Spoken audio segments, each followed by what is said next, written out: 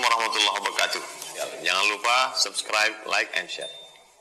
Ustadz, saya ingin menikah. Ada pilihan gadis dan janda. Pilih yang mana, Ustadz?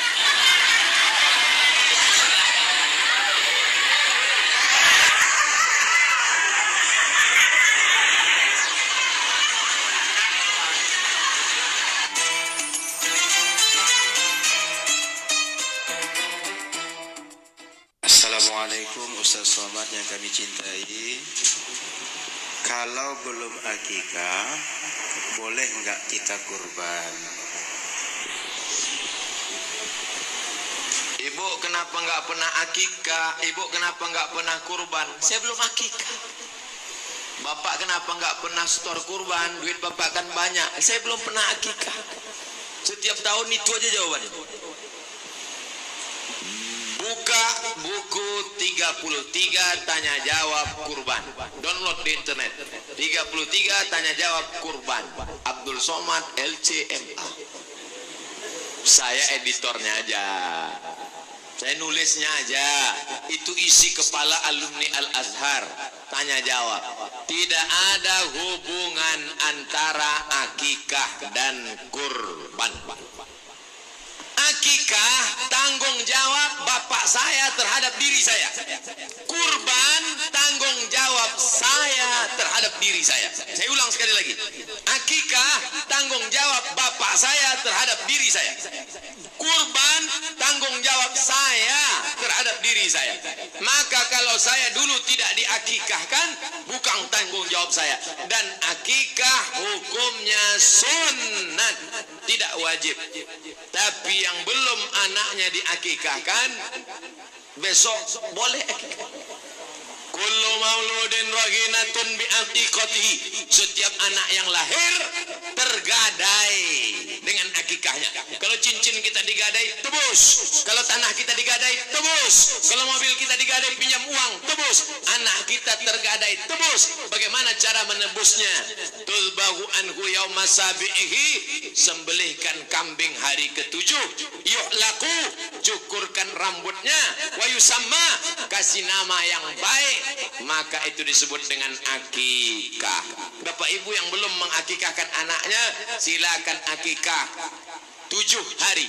Enggak ada uang 7 hari, 14 hari. 14 hari enggak ada juga uang, 21 hari. Enggak juga ada uang, enggak usah tengok kalender lagi. Mau sebulan, mau setahun, 2 tahun. Ustaz, anak saya sudah semester 5 belum akikah. Akikahkan. Saya pun belum juga, istri saya belum juga akikah rame-rame. Dalam mazhab Syafi'i, pendapat Imam Nawawi dalam kitab Majmu' Syarah Muhazzab, boleh akikah setelah dewasa. Besok, lusa, atau karena sekarang banyak orang berkurban tidak mau akikah, tunggu bulan depan beli kambing akikah. Tapi akikah saja, jangan mau cukur rambut, jangan ganti nama, payah ganti paspor.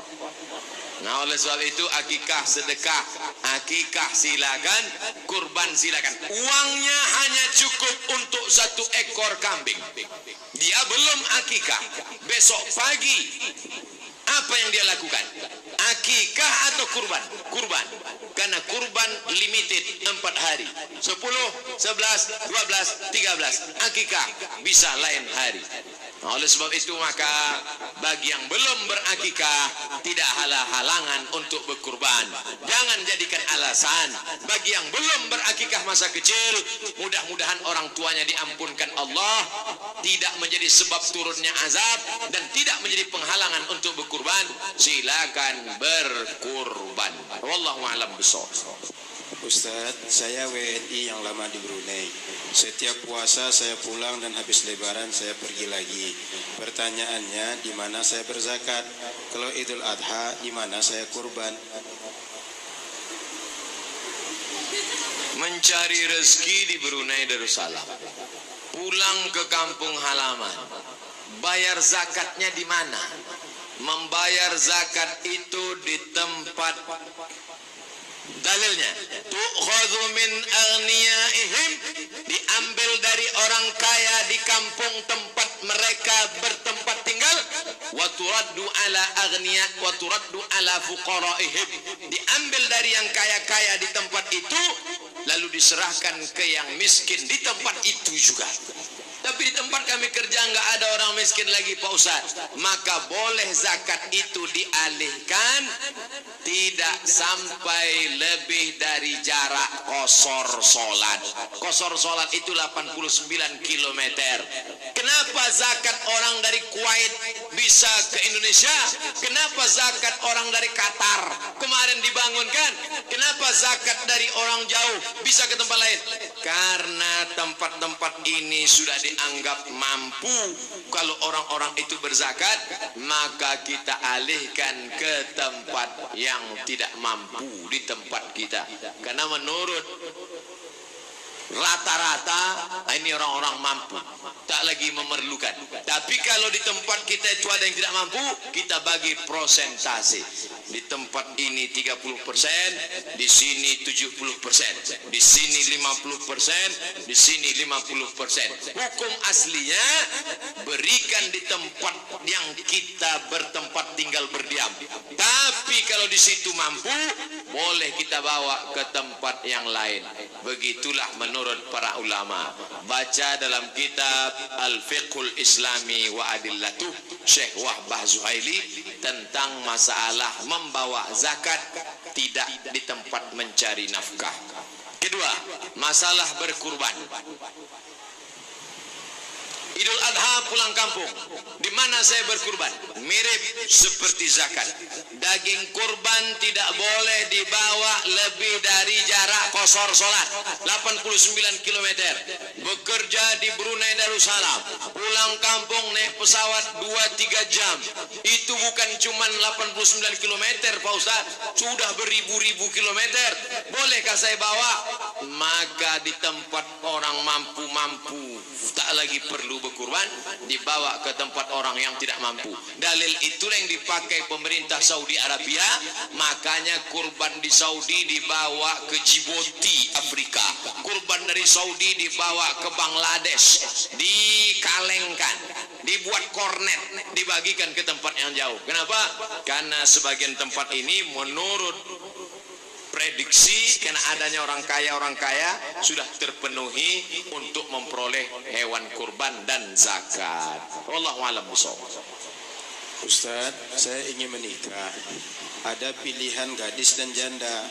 Pilih yang mana Ustaz?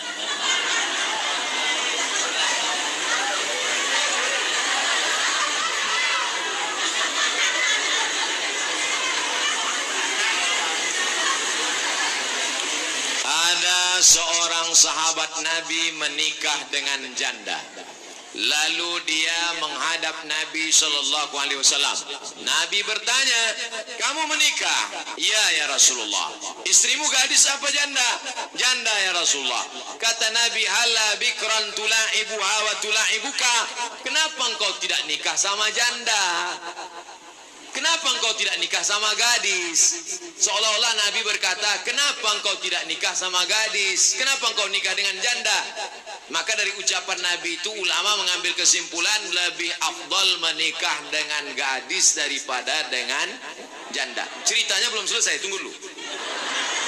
Lalu dia menjawab, kata dia, ya Rasulullah, adik saya banyak. Kalau saya nikah dengan gadis, si gadis ini tidak bisa menerima adik-adik saya. Akhirnya nanti dia kelahi. Tapi kalau saya nikah dengan janda ini, dia sudah punya anak, pikirannya sudah dewasa, maka adik-adik saya ini bisa terpelihara.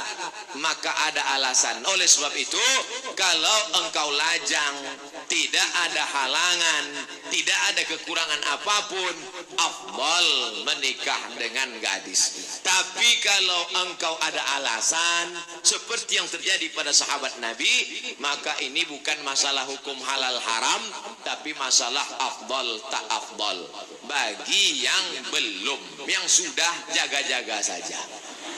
Jadi jangan gara-gara ini pulang dia ke rumah, nyesal aku nikah sama janda, jangan. Bagi yang belum, yang sudah jaga-jaga, boleh jadi itulah yang menghantarkanmu ke pintu surga nanti insyaallah. Yang mengaminkan semua perempuan, tak ada laki-laki. Ad-dunya mata, dunia itu kenikmatan.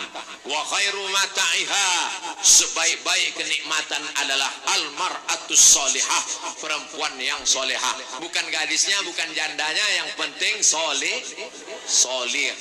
Ciri wanita solihah itu apa? Allati tu'inu ala imanihi, perempuan yang bisa menolong iman suaminya. Bapak-bapak yang malam ini hadir pengajian ini, imannya ditolong. Kenapa? Karena ibu ngajak ke pengajian. Solihah, jaga dia sampai kematian memisahkan kita, my dear, my darling. Bapak-bapak yang jadi rajin ngaji, rajin dengarkan pengajian, rajin berinfak bersedekah gara-gara ibu, maka itulah perempuan tu'inu ala imanihi, menolong imannya. Jadi yang pertama itu adalah solihah.